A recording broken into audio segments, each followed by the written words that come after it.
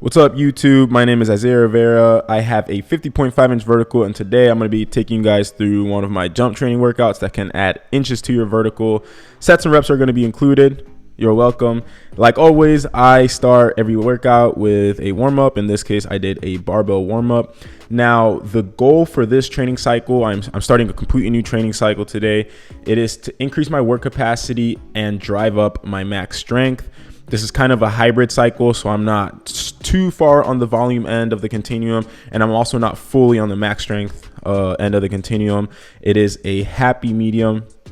And I did a needs analysis. Every single time we start a new training cycle or we write one from scratch for our athletes, we do a needs analysis, which is basically looking at what injuries you have, where your strengths are, where your weaknesses are, and then we want to attack those constraints. In my case, I just came off some knee tendinopathy on both of my knees.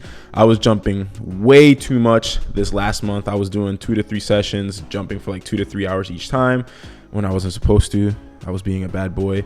And I ended up getting tendinopathy on both my knees. So I've been on load management, trying to be careful with my volume there. So that is basically the only constraint that I have. I've gotten to the point where I can jump again and I can train hard without having a knee flare up. I just have to be really careful with my jump sessions, and then just focus on building my tendons capacity through these lifts here. Now, the first exercise that I did was panda pulls. Now, panda pulls are usually done for the snatch. In this case, we did it for the power clean. Now, the difficult part in a power clean for a lot of athletes is that they short the second pull. I usually over pull, so panda pulls is really good to learn the timing of when to go under the bar. It also allows you to feel more weight on the bar. You're going to be going a lot heavier than you would on just regular power cleans. It teaches you not to be afraid to drop underneath the bar, and it just teaches you like that balance of when to pull, when to stop pulling, when to start going under the bar, at what speed you need to go under the bar. And then, of course, it trains that double knee bend and triple extension that you see in a regular jump. From there, I went into my front squats, and this was really big for me because I haven't deep squatted in a long time. And the reason I'm going to be focusing on front squat this training cycle is because front squats allow me to go deep without effing up my back. One of my favorite exercises are deep back squats, but I don't do them anymore because literally every single time I've ever done them, they've flared up my back. I haven't done deep back squats in probably, I want to say 4 months now, and my back has never been healthier. I can go under both legs every single session with no issue. Like, activities of daily living are completely pain-free now. And it's because I completely removed that. Now I just do half back squats and then deep front squats.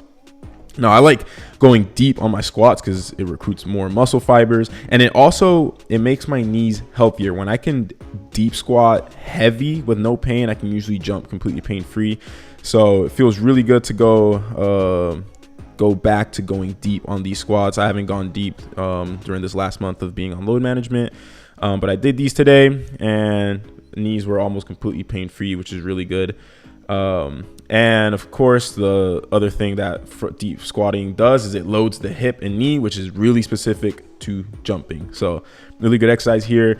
I just built up to my last 2 sets at 70%, just getting that volume in, and we're of course gonna go heavier and more intense as the cycle progresses.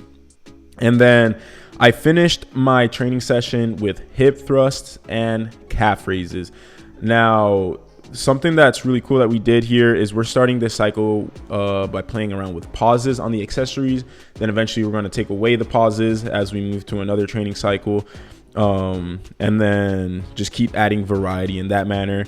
So I haven't done pauses in a long time. So the accessories really destroyed me this workout. I was feeling dead, especially after front squatting. I did not even want to walk after this, which is always fun. This is also where we got a lot of the volume in. So I did 4x5 here on the hip thrust, and then I believe it was 4x6 on the calf raise. The calf raises are where probably my biggest strength weakness is at. I really struggle on pausing. This weight was actually too heavy to pause. I was trying to pause with a single leg, so I just biased one side. You can see here as I go up on my toes, I shift my weight to my right foot, because if I were to completely shift my weight to my right foot, it would feel like my Achilles is gonna pop out of the joint. But yeah, that is pretty much it for the workout, guys. Like always, go to THPstrength.com if you want to apply for coaching. You'll get coached by both me and John Evans to jump higher. And I'll catch you guys in the next video. Peace out.